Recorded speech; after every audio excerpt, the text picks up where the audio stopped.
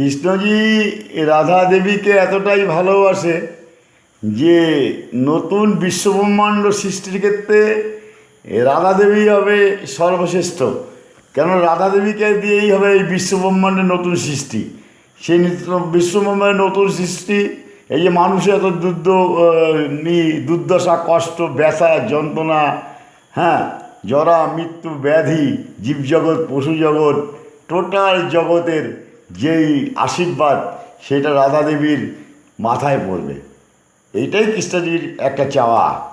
আমার মনে হয় রাধা দেবীর টোটাল বিশ্বব্রহ্মাণ্ডের জীবজগতের, পশু জগতের, ভূত প্রেত জগতের টোটাল আশীর্বাদ রাধার মাথায় পড়বে। এটাই তো রাধা দেবীর সবচেয়ে বেশি পাওয়া। এত সর্বশক্তিমান সেই রাধা দেবী একদিন না একদিন তো হবেই, এটাই আমার ধারণা। এইটাই কৃষ্ণ চেয়েছে, এটাই কৃষ্ণ করবে। এটাই স্থিতি, এইটাই শেষ, এটাই শুরু।